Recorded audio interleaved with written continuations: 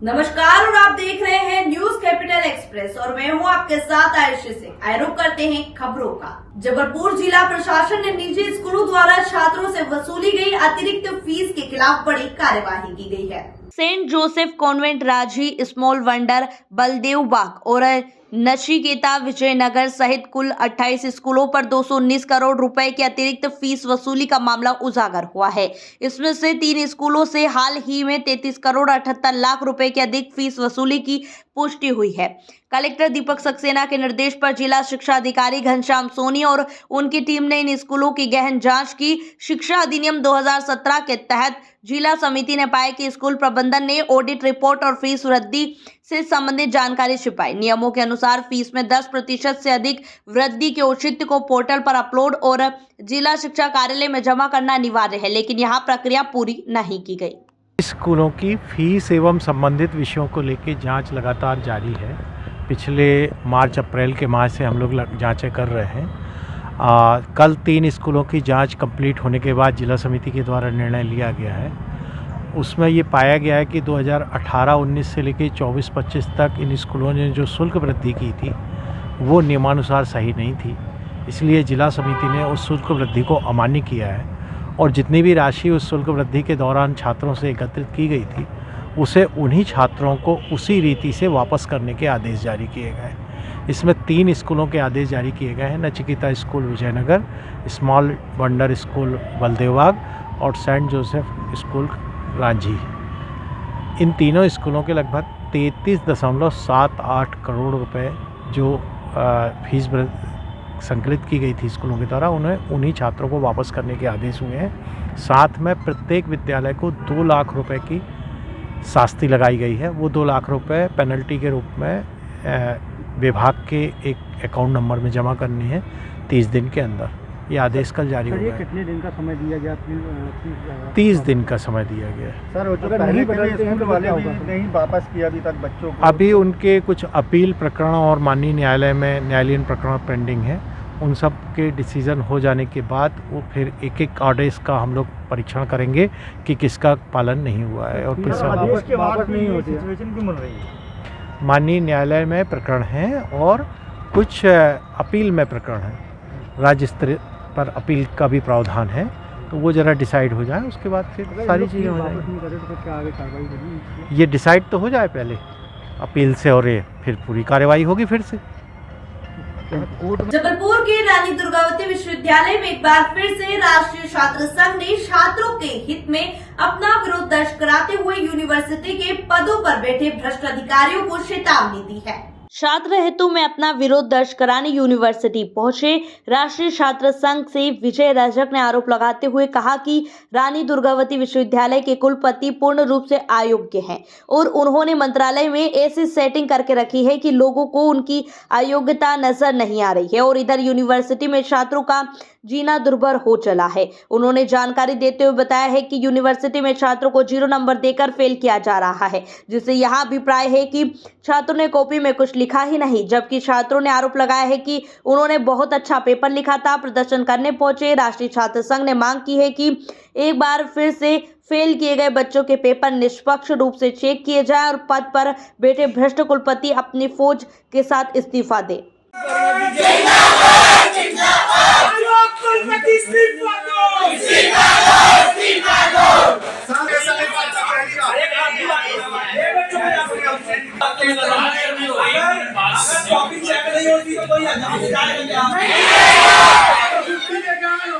इन लोग अनिश्चितकालीन के लिए हम लोग करना है और आपके साथी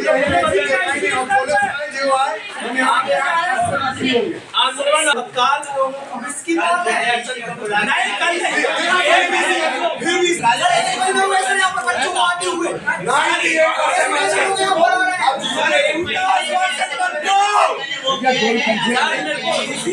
इसी नहीं भाई, मैं इसी एग्जाम कंट्रोलर की बात कर रहा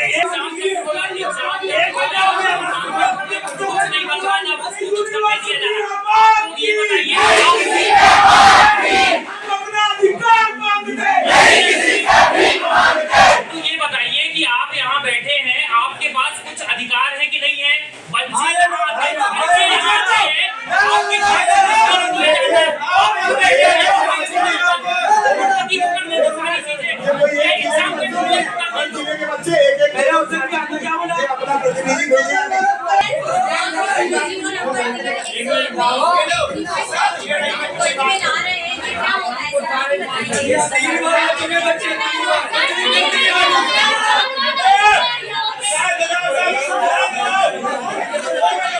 मेरा नाम रुचि कहार है। मैं गाडेवारा के पीजी कॉलेज से आई हूँ। मेरा रिजल्ट फर्स्ट ईयर का रिजल्ट बहुत ख़राब आया है। जिस सब्जेक्ट के मेरे अच्छे पेपर गए थे उसमें भी मुझे 0 नंबर दे दिया गया है। मेरे 2 सब्जेक्ट में सप्लीमेंट्री आई है कि हमारी कॉपी एक बार खोली जाए, दोबारा रीचेकिंग कराई जाए। पेपर अच्छे गए थे? हाँ, पेपर हमारे सारे अच्छे गए थे। क्या किया? अभी हम लोगों ने यहाँ पे धरना दिया क्योंकि हम 3-4 बार आ चुके हैं पर कोई भी कार्यवाही नहीं करी गई है आप आगे क्या चाहते हैं? कि कार्यवाही करी जाए। नाम? रुचि कहार।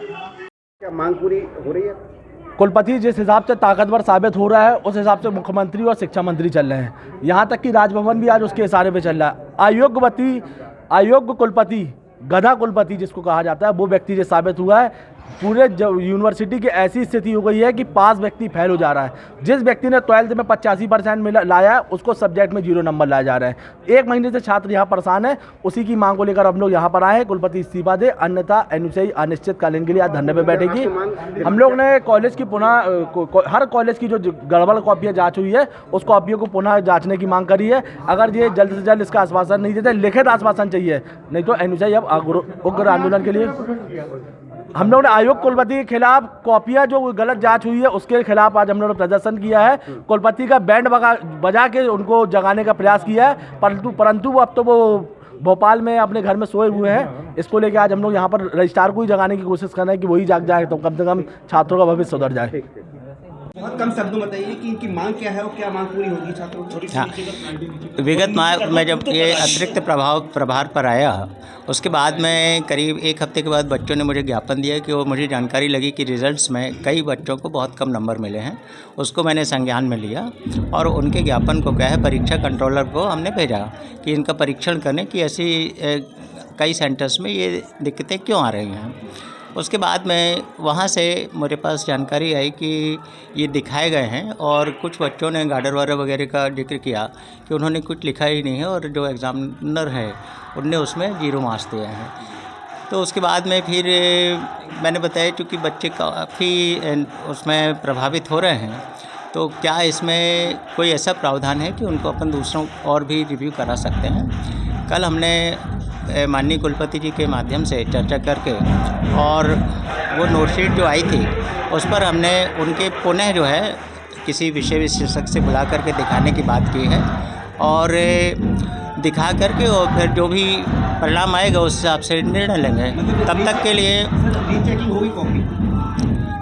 रीचेकिंग तो नहीं होगी, दिखाया जाएगा फिर से किसी उन विषयों के सब्जेक्ट एक्सपर्ट को दिखा करके और फिर उस पर विचार किया। उसमें मैं स्वयं भी संज्ञान लूँगा कि इसमें वास्तविक गड़बड़ी है या नहीं है। सर लेकिन ये गलती कैसे हुई है, चूक कहाँ हुई है? अभी क्या है कि बिना वो देखे हुए मैं ये कहने की स्थिति में नहीं हूँ, लेकिन अभी जो जानकारी मुझे परीक्षा नियंत्रक से मिली है उससे जानकारी ये मिली है कि बच्चों ने कुछ वहाँ लिखा नहीं है और वहाँ शायद उनके सब्जेक्ट के वहाँ शिक्षक नहीं थे क्या थे, तो उस वजह से उनके द्वारा जो है ना कुछ भी कॉपियों में लिखा नहीं गया है, उसमें एनसर्किल किया गया है और उनको 0 नंबर दिए गए हैं। सर दूसरा कुलपति जी की नहीं, इसके अलावा एक महिला अधिकारी है, उन्होंने भी एक शिकायत की थी कि उनके साथ गलत अभद्रता हुई है। आपको भी शायद सीसीटीवी फुटेज के लिए उन्होंने पत्र लिखा है। हाँ, मेरे पास चूँकि ये मेरे यहाँ ज्वाइन करने के पहले की कोई बात है, मेरे संज्ञान में ये कि मैडम ने लिख करके उस समय दिया होगा, मेरे पास वो पत्र नहीं आया था, मगर फिर से दोबारा उन्होंने दिया है जिसको मैंने उसको सीसीटीवी फुटेज के लिए आगे बढ़ा दिया है। जबलपुर में एक बार फिर से बिजली विभाग द्वारा आम जनता की जेब में डाका डालने की तैयारी की जा रही है। आपको बता दें कि बिजली के दामों में एक बार फिर से बढ़त की जानी है, जिसका सीधा सीधा असर आम जनता की जेब में पड़ने वाला है। बिजली के बढ़े हुए दामों को लेकर अपना विरोध प्रदर्शन करने के लिए मध्य भारत मोर्चा के कार्यकर्ताओं ने ज्ञापन सौंपने का कार्यक्रम निश्चित किया था, जिसमें वहां बिजली के बढ़े हुए दामों का विरोध करते हुए उन्हें तत्काल काम करने की मांग करना चाह रहे थे।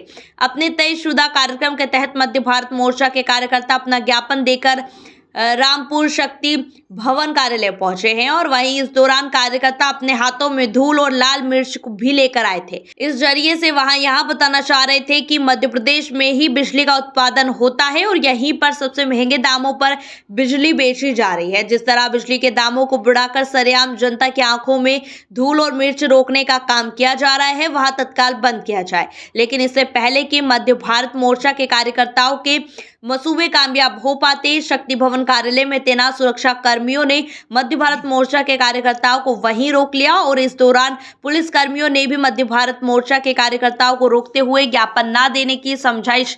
उन्होंने कहा कि इस ज्ञापन की पूर्व सूचना नहीं दी गई है। इस दौरान मध्य भारत मोर्चा के कार्यकर्ताओं ने बिजली विभाग पर मनमानी किए जाने का आरोप लगाते हुए अपने ही हाथों से अपना ज्ञापन फाड़ दिया। देखने में आ रहा है बिजली के दाम 5 से 10% ये बढ़ा रहे हैं और स्मार्ट मीटर लगा रहे हैं। तो स्मार्ट जब ये मीटर बदलते हैं तब बिल बढ़ के आते हैं। इसको मांग को लेकर हम आए हुए थे, हम अपनी बात रखने आए हुए थे, सांकेतिक तौर पर आए थे, धूल और मिर्ची लेके आए हुए थे। क्योंकि जिस प्रकार से बिल वसूल रहे हैं जनता से, ऐसा प्रतीत होता है कि आंखों में धूल झोंक के वसूली कर रहे हैं। एक सांकेतिक तौर पर आए थे, हमने सूचना भी दी थी, लेकिन यहाँ पे जो सुरक्षा कर्मी खड़े हुए थे पुलिस विभाग द्वारा, उनने कहा हमें कोई सूचना नहीं मिली और इनने वहाँ पर किसी अधिकारी को नहीं बुलाया। हम जो कि बहुत देर खड़े हुए, हमने बात भी कराई, वो सुनने तैयार नहीं थे, तो हमने अपना ज्ञापन जो है वहीं पे फाड़ दिया। लेकिन इसका मतलब ये नहीं है कि हम आंदोलन आगे चल के विरोध नहीं करेंगे। हम अपना विरोध निरंतर करेंगे जब तक बिजली के दाम कम नहीं हो जाते। बिजली के दाम बढ़ने नहीं देंगे। इस तरह का व्यवहार यही दर्शाता है भाई, शासन और प्रशासन जो है कहीं ना कहीं भयभीत है, क्योंकि उनको बिजली के दाम बढ़ाने हैं और हम लोग इसका विरोध कर रहे हैं क्योंकि आम जनता के जेबों में ये बोझ बढ़ रहा है। और हमें ये लगता है कि कहीं ना कहीं से इनको दबाव है, इसीलिए इन्होंने आज हमारा ज्ञापन स्वीकार नहीं किया। ये भी देखा जाता है कि आम नागरिकों के जो बिल आते हैं जी जाते बिल्कुल, इनकी कोई सुनता नहीं है। जी बिल्कुल, उनकी कोई नहीं सुनता। वो किससे अपना दर्द कहेंगे? और हम लोग यहाँ पर आते हैं, आवाज़ उठाते हैं, तो हम लोग के साथ ये ऐसा व्यवहार कर रहे हैं जिस प्रकार से आपने देखा, तो ये कहीं ना कहीं न्याय संगत नहीं है और हम इसका विरोध करते हैं। ये लड़ाई बिल्कुल जारी रहेगी और मैं ये कहना चाहता हूँ कि मध्य प्रदेश में ही बिजली का निर्माण हो रहा है और यहाँ से दिल्ली जैसे सेक्टरों में बिजली दे रहे हैं, वहाँ पर बिजली के दाम कम है, लेकिन हमारे मध्य प्रदेश में बिजली के दाम जो है आसमान छू रहे हैं। मध्य भारत मोर्चा अध्यक्ष सौरभ यादव। बिजली के दाम। गोविंद सिंह पहुंचे भाजपा कार्यालय। गोविंद सिंह राजपूत का बयान। प्रदेश अध्यक्ष वीडी शर्मा से मुलाकात करने आया था। कुछ बातें संगठन चुनाव को लेकर हुई है और कुछ बातें हमारे सागर जिले को लेकर भी हुई है। पार्टी जो भी निर्णय लेके अच्छा लगेगी। और वहीं सागर में विवाद को लेकर कहा गया कि पार्टी सब देख रही है, पार्टी नेतृत्व तो अच्छा निर्णय करेगा। भारतीय जनता पार्टी के हमारे अध्यक्ष हैं, उनसे मुलाकात करना रूटीन प्रक्रिया है और अभी सब संगठन के चुनाव भी चल रहे हैं, तो थोड़ी बात संगठन की भी हुई है और थोड़ी बात हमारे सागर की भी हुई है। सागर को लेके बड़ा लगातार विरोध, तमाम और भी मंत्री, तमाम पूर्व मंत्री भी मिले हैं, लोग भी मिले हैं। कुछ नहीं, जो भी पार्टी करेगी अच्छा करेगी और आपको अच्छा देखने को मिलेगा। पार्टी सब देख रही है और मैंने कहा ना, जो भी निर्णय होगा पार्टी नेतृत्व बहुत सोच समझ के निर्णय करता है, अच्छा निर्णय करेगा, आपको अच्छा निर्णय देखने को मिलेगा। भोपाल में पूर्व केंद्रीय मंत्री ने आज मध्य प्रदेश के वरिष्ठ पत्रकार एवं जनसंपर्क के पूर्व अपर संचालक RMP सिंह की पुस्तक रामचरितमानस के संवाद संप्रेषण और परिहार शासकों के उत्थान एवं पतन का विमोचन किया। श्री पचौरी ने कहा कि समाज के विकास और रचनात्मक समझ कायम रखने में मीडिया और लेखकों की महत्वपूर्ण भूमिका है। समाज का दायित्व है कि वहां समय पर लेखकों को सम्मानित करे। श्री पचौरी ने RMP सिंह द्वारा रचित रामचरितमानस में संवाद संप्रेषण पुस्तक के द्वितीय संस्करण और परिहार शासकों के उत्थान एवं पतन का विमोचन करते हुए कहा कि यहाँ गर्व की बात है, मध्य प्रदेश के रहने वाले श्री RMP सिंह ने देश के लिए काफी कुछ किया है। वर्तमान दौर में मीडिया की महत्वपूर्ण भूमिका समाज को देखने में मिल रही है, लेकिन श्री सिंह ने बताया है कि रामायण काल में भी संवाद संप्रेषण की महत्वपूर्ण भूमिका रही है। रामायण काल में भी मीडिया की भूमिका के महत्व को इस किताब में रेखांकित किया गया है। श्री सिंह ने रामायण काल में हुई पत्रकार वार्ता का भी इस पुस्तक में जिक्र किया है। यहाँ एक बड़े सौभाग्य की बात है जब पूरा देश राममय है और हम राम मंदिर की प्राण प्रतिष्ठा के 1 साल पूर्ण करने जा रहे हैं। ऐसे अवसर पर इस पुस्तक का समाज के सामने आना अत्यंत महत्वपूर्ण है। उन्होंने अपनी तरफ से लेखक को साधुवाद देते हुए कहा कि यहाँ किताब आने वाले कई पीढ़ियों के लिए शोध का विषय होगी। देश के प्रख्यात बुद्धिजीवी श्री RMP सिंह साहब द्वारा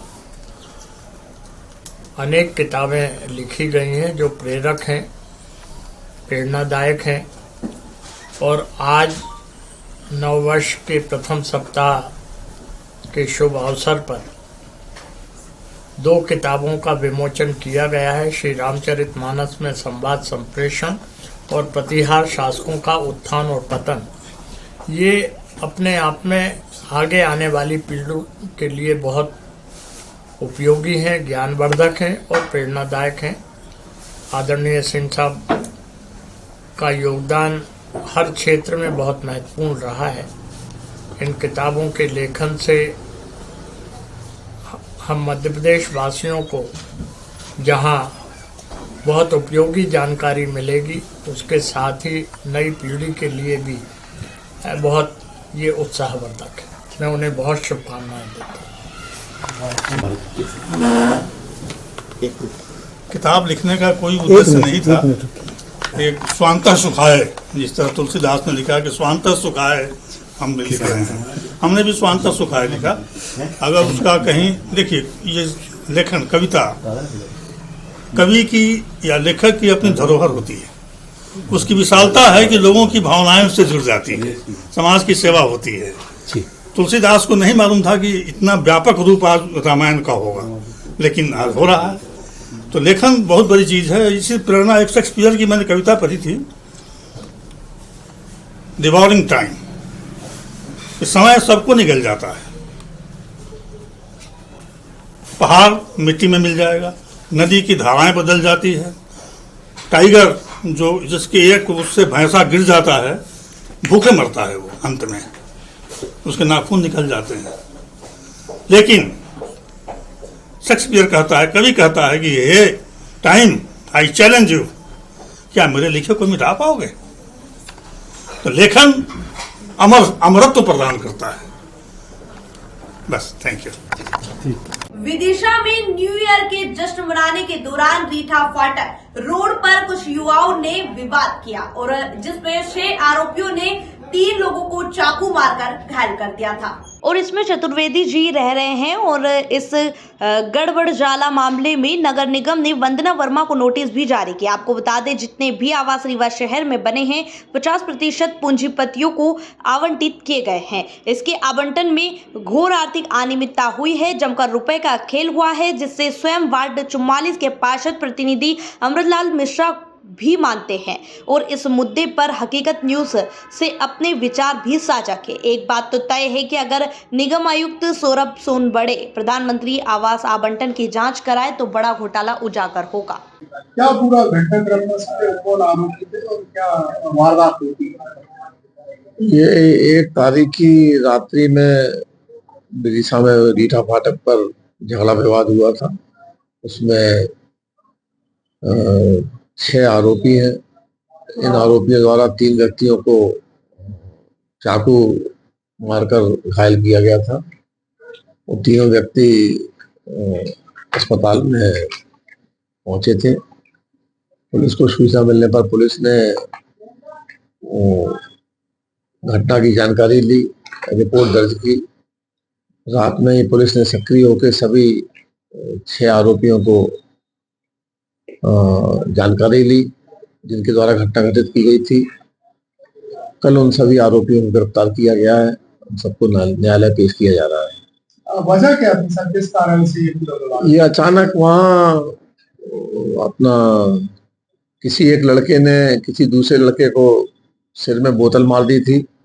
तो जिसको बोतल मारी थी वो अपने साथियों को लेकर आ गया था और वो झगड़े ने बड़ा रूप ले लिया था।